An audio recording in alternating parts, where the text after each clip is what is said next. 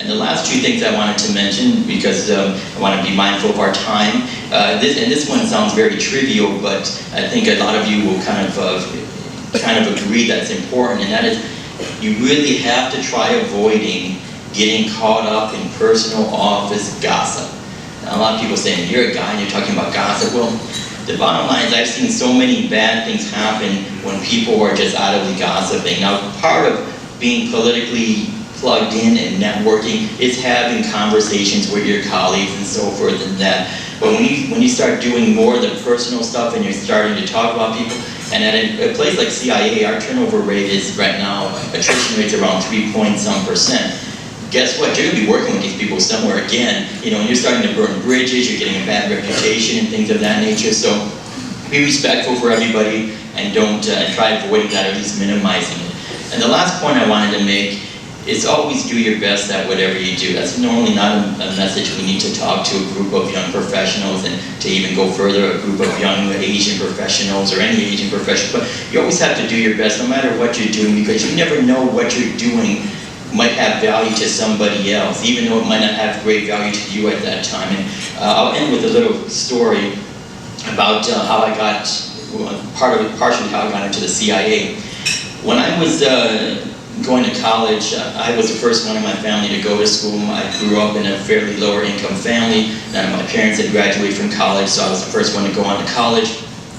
I was working, I had the GI Bill, but I was still working 3 part-time jobs when I was going to school. And one of the jobs I had was I used to wake up at 2:30 every morning. I used to show up at the equivalent of a CVS drugstore. I think you guys have them here. From 3 o'clock to 8 in the morning, I used to clean the store. I was a janitor, so I used to sweep the floors, mop, wax. I won't get into all the cool custodial type of things I did. And yes, they did have bathrooms there too, and they did need cleaning. So that's what I typically did. And the reason I did that job was because that wouldn't interfere with me going to school full time during the day, because I had gone into the military first, and when I decided to go to college, I really wanted to go to college.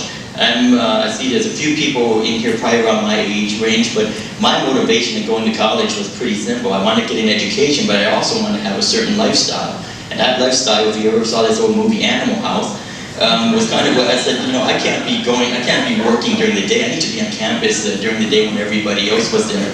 So I was doing that type of job. When I got hired at CIA, I was hired as in our Office of Security, and I remember when they called me and they said, okay, Mike, you have your top secret clearance, when do you want to come on board? And I said, well, what am I going to be doing? And they said, we'll tell you when you get here. That's CIA humor, right? And they said, no, when you get here, we'll tell you. I said, well, can you just tell me how much you're going to pay me? And they said, yeah, we'll pay you this amount. Well, it turned out I had already graduated and I was working full-time at a bank and mortgage company, and the CIA offered me more money. Not because they offered me a lot of money, I just wasn't making a lot of money. And so I decided, and for a lot of you young folks, when you're young, this is the time to make decisions, to go out and see the world, because you can always come back home. I really didn't want to leave San Diego, but I decided, you know what, I don't know what I'm going to do at CIA, but I packed up my old Buick because I figured it has to be more interesting than reassessing people's escrow statements.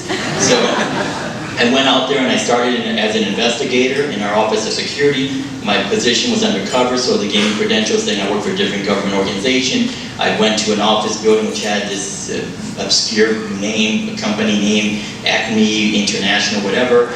And that's basically where I started. When I was there, I ran into the senior manager who had interviewed me in San Diego. And I said, you know, good morning, and he said, I remember you. I said, yes, sir, you interviewed me in San Diego. He goes, you're the janitor.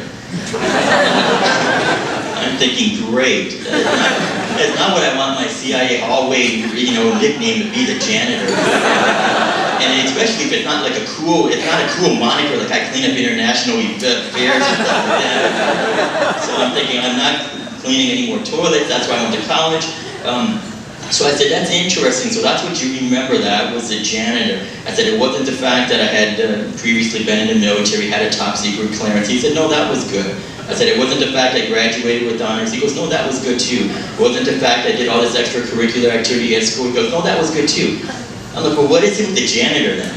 he said, well, for our purposes, what it showed us is that you had a lot of responsibility. You had to wake up at a very unpleasant hour. You had to go do probably to you a fairly unpleasant job. It probably wasn't that important to you, but you always showed up there. You did a good job because we interviewed your bosses who worked there and the manager of the store who always said the store was looking good and stuff like that. And he said, and that, when I started as an investigator, after I finished training, they basically gave me a boatload of cases, gave me all the tools I needed to do the job, and pretty much said, go out and do it. So they needed to know that they had people who were, you know, reliable and responsible and would show up and do things. One, they weren't being managed or having to show up in an office every day. So once again, going back to my point, always do your best, because you never know who is going to be important to you, and you never know. So the moral of the story is not become a janitor to get into the CIA. Although I guess it wouldn't hurt. But the moral of the story is always do your best. So thank you very much for your time and for your attention.